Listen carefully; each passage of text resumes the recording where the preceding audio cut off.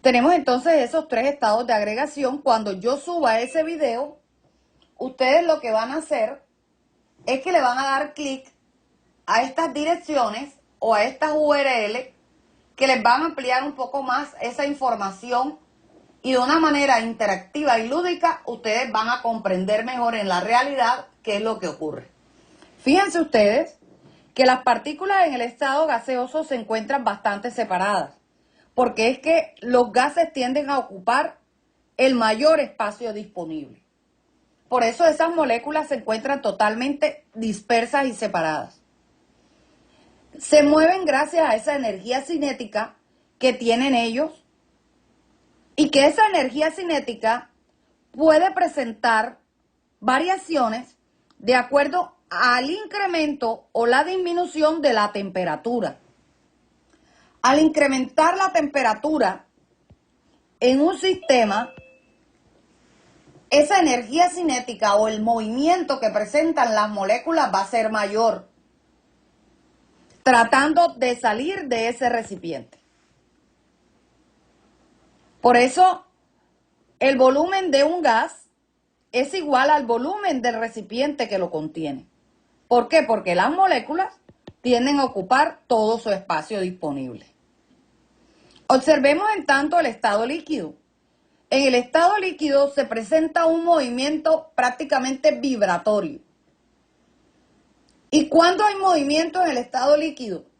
Cuando interviene mecánicamente un proceso. Por ejemplo, si yo lo muevo, si yo lo cambio de recipiente, obviamente adapta la forma del recipiente que lo contiene.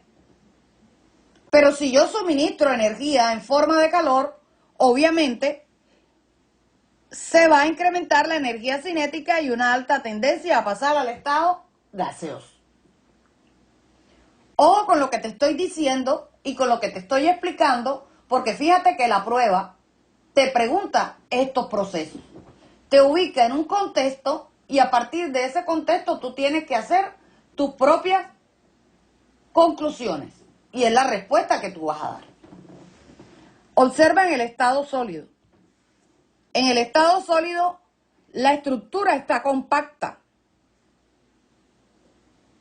Todas las moléculas están totalmente juntas y no se puede hacer ningún cambio en el sistema a menos que el hombre actúe y la modifique, ¿verdad? Si quiero cambiarle de forma, es el hombre el que le cambia de forma.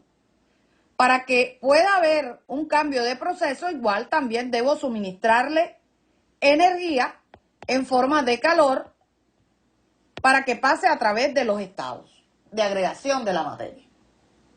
Entonces es importante tener esa claridad. Agradezco dar clic al enlace para que profundicen cuando yo les suba en el día de hoy la clase. Bien, tenemos entonces la teoría cinética de los gases que ya ustedes la leyeron. Maxwell, Clausius y Boltzmann trabajaron en esa teoría. Entonces ya sabemos que los gases están constituidos por partículas, átomos o moléculas separadas por espacios vacíos. Ya sabemos que están en constante movimiento, que se mueven al azar en diversas direcciones. El volumen total de las partículas de un gas es muy pequeño en relación con el volumen del recipiente que contiene el gas. Las partículas de un gas chocan entre sí contra las paredes del recipiente que lo contiene. No se gana ni se pierde energía. Bien. Sabemos entonces que si yo tengo un gas en un recipiente,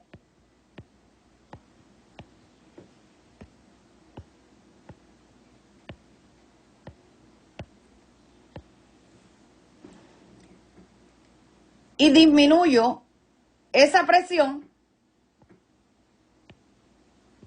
tenemos aquí un pistón o un émbolo, ahorita lo vamos a ver en boile. Al suministrar la presión, el volumen va a disminuir y los choques van a ser mayores, ¿verdad? Y las moléculas del gas van a chocar contra las paredes del recipiente que lo contiene. Y es por eso que cuando estamos calentando agua, vemos que cuando empieza a ebullir el agua, la tapa empieza a presentar el movimiento. ¿Por qué? Porque las partículas que han alcanzado el estado de vapor tiende a escapar. Y vemos cómo escapan. Y si nosotros dejamos ese recipiente allí calentando, va a llegar un momento en que se va a secar, ¿verdad? Ya sabemos lo que les estaba diciendo ahorita, cómo la energía cinética de las partículas aumenta con la temperatura. Bien. Vemos entonces el recipiente que contiene las partículas de ese gas. Le damos clic al enlace también para observar este fenómeno con claridad. Ya sabemos que están distantes las partículas del estado gaseoso. Vamos a mirar cómo a través de la ecuación de estado, que es igual a PB, P por B es igual a N por R por T, cómo interviene el número de moles, el volumen, la presión y la temperatura en un proceso cuando se requiera. Bien.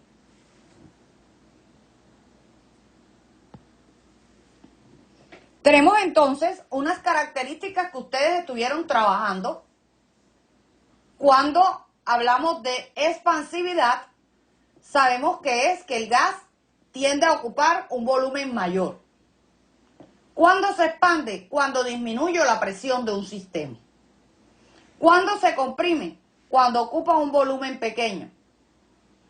¿Cuándo hago eso? ¿O cuándo ocurre? Cuando incremento la presión. ¿Qué es difusión? Es la capacidad que tiene un gas de expandirse o de ocupar un espacio amplio. ¿Debido a qué? A la alta energía cinética que tienen sus moléculas. Y es por eso que cuando yo me aplico el perfume en el cuarto, toda la casa tiene ese olor, se difunde el olor del perfume, ¿verdad? Efusión es cuando yo tengo un orificio en una puerta y el olor del gas sale a través de ese orificio, ¿verdad? O cuando tenemos una membrana permeable o semipermeable, a través de esos orificios de esa membrana, el gas también puede pasar. Bien, importante estos términos. Isocórico, volumen constante. Isobárico, presión constante. Isotérmico, la misma temperatura. Bien, un proceso es adiabático cuando no pierde ni gana calor. Cuando no se gana ni se pierde energía calorífica. Ya saben que esto va a estar montado en el aula. Bien, ¿cómo se miden los gases? ¿Cuáles son sus unidades? La cantidad del gas se mide en moles, el volumen se mide en litros, en metro cúbico, en centímetro cúbico. La presión se da en atmósferas, en milímetros de mercurio, torr, pascal o bar. Los que más vamos a utilizar, ¿cuáles son? Atmósferas y milímetros de mercurio. Un milímetro de mercurio es lo mismo que decir un torr. Importante que sepas que una atmósfera tiene 760 milímetros de mercurio, que es lo mismo que decir que una atmósfera tiene 760 torr. En la clase asincrónica vamos a realizar ejercicios de conversiones relacionados con las escalas de temperatura y con las escalas de medición. Porque supongo que ya las trabajaron, que ya las saben, que ya se profundizaron en física, no más es retomarlas y traerlas acá a la clase. Entonces, ejercicios para la clase asincrónica. Importante, la temperatura en los gases se expresa en la escala Kelvin. Para poder transformar de grados Kelvin a grados centígrados, sumo 273. Por ejemplo, si a mí me dicen 10 grados centígrados, los debo transformar a Kelvin. ¿Cómo los transformo? Sumando grados centígrados más 273. Entonces, grado Kelvin es igual. ¿Cuántos grados me dieron? 10. Más 273 es igual a 283. Entonces, para que tengamos esa claridad también. ¿Cómo hago yo para transformar de grado Kelvin a grado centígrados? Sumándoles 273. Y tenemos entonces aquí las distintas leyes de los gases. Importante saber despejarlas. Variables que interfieren en el sistema: temperatura, volumen y presión. Tenemos la de Gay-Lussac, ley combinada de los gases, ley de Charles y la ley de Boyle. Vamos a irlas mirando una por una. Tenemos entonces la ley de Avogadro, que nos dice que el volumen de un gas es directamente proporcional a la cantidad de materia. Ya sabemos entonces que es el número de moles a presión y temperatura constante. Ojo con esto, a presión y temperatura constante, volúmenes iguales de un mismo gas contienen el mismo número de moléculas. Si nosotros nos presentan un gráfico como este gráfico me brinda a mí una información. ¿Cuál es la información? Me mide dos variables. ¿Cuáles son esas variables? En el eje de las X tengo N, que es el número de moles.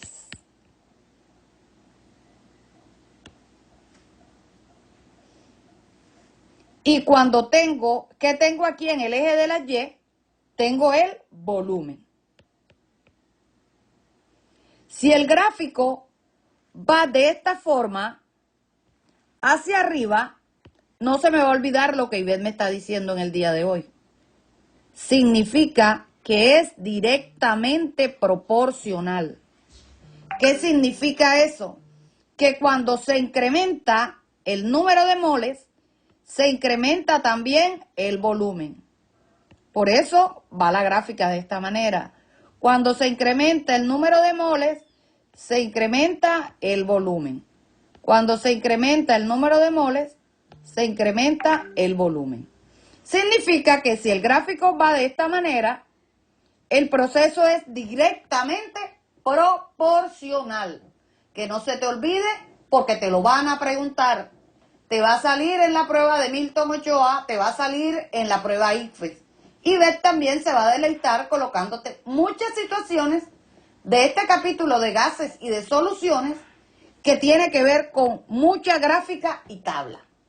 Todas las informaciones, todo lo que te vayan a preguntar en el ICFES está relacionado con este tipo de gráficas. Entonces, por favor, que no se te olvide, gráfico directamente proporcional. ¿Qué me relaciona? El número de moles con el volumen. Bien, tenemos entonces aquí que si se adicionan mayor partículas de un gas en un sistema, se incrementa el número de choques, ¿verdad? ¿Por qué? Porque va a aumentar la presión. Esto que está aquí recibe el nombre de émbolo, que es ese sistema que sube y baja, el que se desliza. Miren ustedes que aplica mayor o menor presión sobre un sistema. Miremos entonces la ley de Boyle.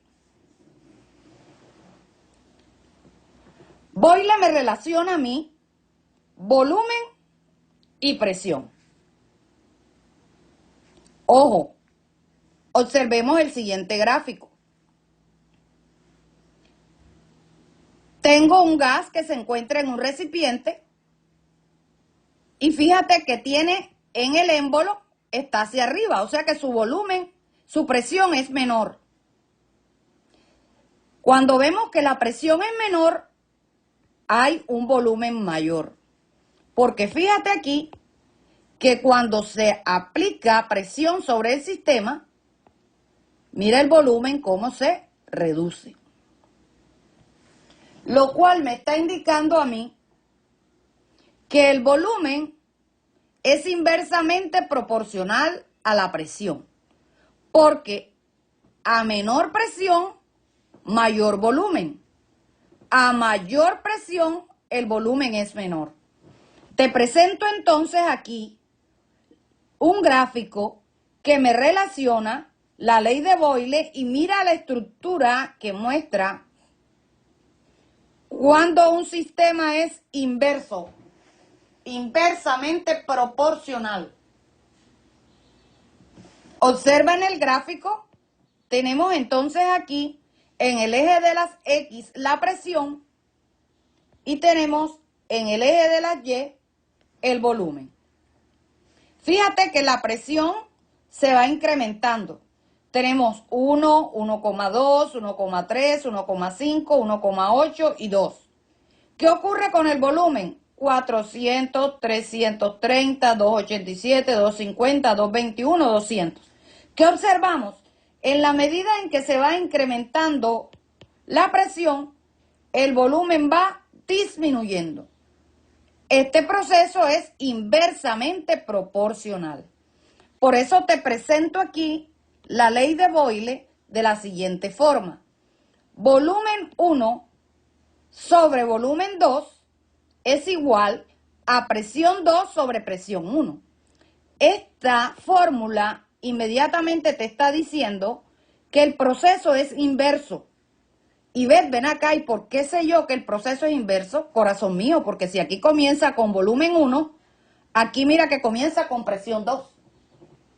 Si fuera directamente proporcional, sería B1 sobre B2 es igual a P1 sobre P2. Pero no, está comenzando acá con 1 y aquí con 2. Me muestra una relación inversa. Esta es la fórmula. Cuando se requiera despejar una fórmula, recuerda que debo trabajar entonces la igualdad de la siguiente forma. Multiplico esto por esto y esto por esto. Quedaría volumen 1 por presión 1 es igual a volumen 2 por presión 2.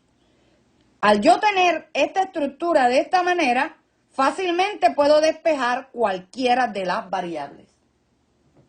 No se te puede olvidar entonces que para que tu despeje sea más fácil y preciso, multiplico en cruz para que me quede de esta manera y yo puedo despejar, porque son los ejercicios que vas a trabajar la próxima clase, en la clase asincrónica. Vemos entonces aquí, lastimosamente como te estoy explicando, no vas a ver cómo ese sistema se va a mover, pero sí lo vas a ver tú en tu computador y en tu video, cómo el émbolo se va moviendo, va cambiando la temperatura y la presión. Esto tiene movilidad, pero a mí no me lo permite desde aquí, desde el iPhone. Bien. Tenemos aquí entonces el modelo nuevamente de Boyle y Mariotte que te muestra el pistón cuando hay menos presión. Mira cómo se encuentran las partículas del gas. Se encuentran bastante separadas, ¿verdad? En tanto que si yo incremento la presión sobre ese sistema, las partículas están más unidas, más pegadas. Como hay mayor presión, va a haber mayor número de choques contra esto. Porque los gases quieren salir, quieren subir.